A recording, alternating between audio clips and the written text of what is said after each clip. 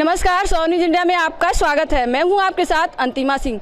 चुनावी बिगुल बजते ही पार्टी के प्रत्याशी अपना नामांकन करने में लगे हुए हैं। इसी सिलसिले में कल बीजेपी के प्रत्याशी रविंद्रनाथ त्रिपाठी ने अपना नामांकन किया है। आपको बता दें कि दूसरी बार भदोही से इन्हें बीजेपी द्वारा टिकट दिया गया है। आइए इनसे कुछ खास बातचीत करते हैं। सबसे बड़ी बात आपको ये भी बता दें कि अभी कुछ दिन पहले जो इस्तीफे का झड़ी चली थी, उस बीच इनका भी वायरल हुआ था कि ये बीजेपी छोड़ सपा में जाने वाले हैं। तो आइए इनसे बात करते हैं इस मुद्दे पर भी और चुनावी मुद्दे पर भी। अपना बताइए कि आपका इसके पहले जो वायरल हुआ था, कुछ उसके बारे में भी बताइए और के बारे में भी। देखिए, कुछ सबसे पहले तो मैं आपके चैनल को बहुत बहुत धन्यवाद देना चाहता हूँ। कुछ अवांछनीय तत्वों ने एक गलत ढंग से लेटर पैड स्कैन करके, वो हमारा लेटर पैड नहीं था, उसको वायरल करने का काम किया। मैंने तुरंत बाइट दिया और उसमें कहा कि भारतीय जनता पार्टी ये रविंद्र त्रिपाठी के शरीर के अंदर अगर एक बूंद खून है तो वो भारतीय जनता पार्टी के लिए है, और शरीर का एक एक कतरा अगर उसकी भी जरूरत पड़ेगी तो भारतीय जनता पार्टी के लिए है। ये बात मैंने कहने का काम किया था। और अपने चुनावी करियर के बारे में बताइए, राजनीतिक करियर के बारे में कहाँ से शुरुआत की? देखिए, मैं सन 1991 में मैं ब्राह्मण बिरादरी से आता हूँ। 1991 में हमने राजनीति की शुरुआत किया चुनाव लड़ने का, लेकिन मैं 1985 से ही राजनीति करता हूँ। मैं भारतीय जनता पार्टी का एक छोटा सा सिपाही बूथ का कार्यकर्ता था। आप ये बताइए, आपके इस बार चुनाव में क्या विकास का मुद्दा रहेगा? कैसा मुद्दा रहेगा आपका इस चुनावी लड़ाई में? मैं पूरे भदोही विधानसभा की बात कर रहा हूँ। भदोही के साथ साथ उत्तर प्रदेश की बात कर रहा हूँ। भदोही के लोग एक व्यक्ति बताए कि यही विकास का मुद्दा है। भदोही में कोई काम बचा ही नहीं है। आज मैंने हर जगह पे, चाहे वो सड़क हो, चाहे हमारा समाज का सबसे निचला तबका हमारा वनवासी भाई हो, आज भी उसको पक्का मकान दे करके, अगर रविंद्र त्रिपाठी के घर में पंखा चल रहा है तो उसके घर में भी बिजली पहुंचाने का काम किया और दुधिया रोशनी देने का काम किया। आज हमने हर व्यक्ति को 5 लाख रुपए, जो गरीब भाई हमारे हैं उनको आयुष्मान कार्ड देने का काम किया। जो लोग किसानों की बात करते थे, आज हम किसानों को सीधे सीधे उनके खाते में 6000 रुपये भेजने का काम करते हैं।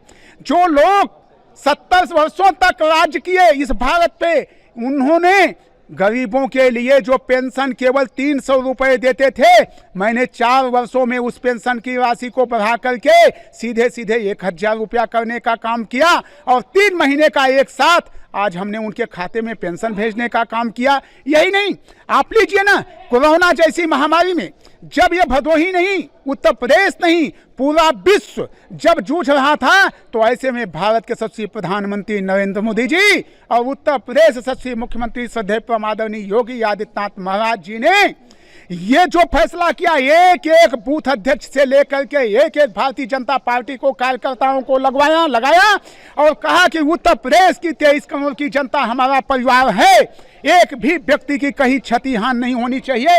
हम लोग दरवाजे दरवाजे जा करके कोरोना जैसी महामारी को भगाने का काम किया, और उसी समय से लेकर के आज तक गरीबों को हमने एक नहीं महीने में 2 बार फ्री में गेहूं, चावल, तेल और इसके साथ साथ नमक तथा चना या दाल भी देने का काम। अच्छा, ये बताइए कि आप जब ये चुनाव जीत जाएंगे, जैसे कहा जाता है कि हर पार्टी महिलाओं के लिए बहुत सारे दावे करती हैं, और आप जीत जाएंगे तो आप महिलाओं के लिए विशेषकर क्या सोचे, उनके लिए क्या करेंगे आप, और जनता के लिए विशेषकर क्या करेंगे? देखिए, हमारी ही एक ऐसी पार्टी है, भारतीय जनता पार्टी ही एक ऐसी पार्टी है जहाँ पे हमारे मुस्लिम, हमारी बहनों को, हमारी माताओं को 3 तलाक जो उन लोगों ने बनाया था, 3 तलाक की बात करते थे, आज भारतीय जनता पार्टी की ही सरकार तो हुई। और जब भारत के यशस्वी प्रधानमंत्री नरेंद्र मोदी जी ने इस दुख दर्द, महिलाओं के दुख दर्द को समझा, तो उन्होंने निर्णय लिया कि जो लोग कह देते थे कि तलाक तलाक तलाक और उसकी ज़िंदगी को बर्बाद करने का काम करते थे, आज अगर उन महिलाओं की ज़िंदगी को संवारने का कोई काम किया है तो भारत के यशस्वी प्रधानमंत्री नरेंद्र मोदी जी ने। और निश्चित रूप से महिलाओं में एक जो क्रांति आई है, आज मैं गांव-गांव में जा रहा हूं, पुरुष पीछे हो जा रहे हैं, लेकिन हमारी मातृशक्ति आज पुरुषों से आगे है। यही तो देन है भारतीय जनता पार्टी की। महिलाओं का सम्मान आप उठा लीजिए ना, 5 लाख हमने उत्तर प्रदेश में सरकारी नौकरी देने का काम किया है। उसमें महिलाओं की हिस्सेदारी आप उठा करके नेट पे निकालिए, गूगल पे निकालिए, महिलाओं की हिस्सेदारी देने का काम किया है। और आज हमारी बेटियां डॉक्टर, इंजीनियर, IAS, PCS, कोई क्षेत्र नहीं है जिस क्षेत्र में अपनी अहम भूमिका निभाती हों। महिलाओं को आज हमने क्या नहीं किया है। और उच्च प्राथमिकता है कि जो भी योजनाएं हैं उसमें हम 50% महिलाओं की भागीदारी सुनिश्चित होगी हर क्षेत्रों में। जीतने के बाद क्या करेंगे जनता के लिए? आपका भदोही क्षेत्र है, तो भदोही के लिए स्पेशली आप क्या करेंगे?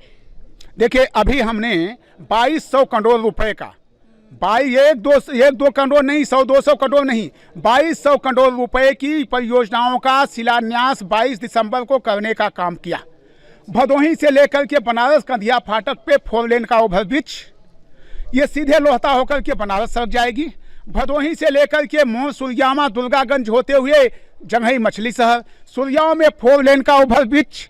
इसके साथ साथ भदोही से लेकर के जौनपुर तक की 4 लेन की सड़क और बरना नदी पे 4 लेन का हमने जो है पुल, ये सारे जो कामों का शिलान्यास मैंने किया है, उन सारे कामों को पूर्ण करने का काम किया जाएगा। जैसे कि ये भी बताइए कि अभी कुछ दिन से ये बहुत चर्चा में चल रहा है, एक तरीके से आग की तरह पूरे भारत में जल रहा है हिजाब पे आप क्या कहना चाहेंगे? जो हिजाब केस इस समय चल रहा है, कुछ उस पर भी बताइए, अपना विचार रखिए, आप उस पर कुछ कहना चाहेंगे? देखिए, पूरे भारत की बात हम लोग तो नहीं जानते हैं। हमारे यहाँ जितने लोग खड़े हैं, आप इंटरव्यू ले लीजिए, कोई जानता भी नहीं है। नहीं, कहीं देखिए तो हर जगह मुस्लिम महिलाएं जो है कि रैली निकाल रही हैं, इसके विरुद्ध जो है कि नारा लगा रही हैं, तो आप कुछ कहना चाहेंगे इस हिजाब केस पे? कुछ कहना नहीं, देखिए, मुस्लिम महिलाएं हमारे साथ हैं।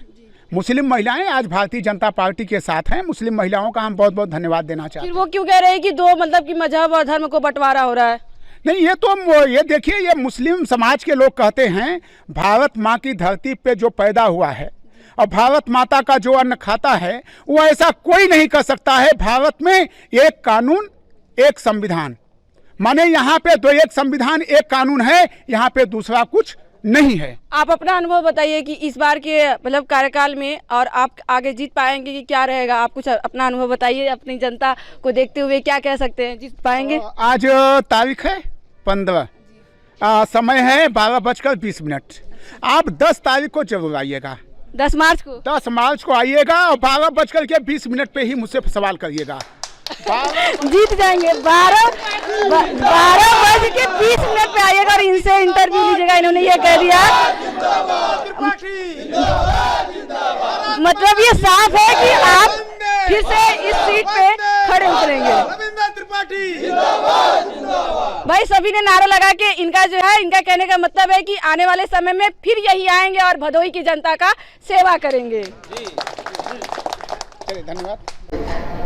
जैसा कि आपने देखा कि इन्होंने अपना उपलब्धियां भी बताई और आने वाले समय में जीत के बाद जनता के लिए क्या करेंगे वो भी बताया। कैमरा पर्सन जितेंद्र के साथ अंतिमा सिंह, शौर्य न्यूज, भदोही।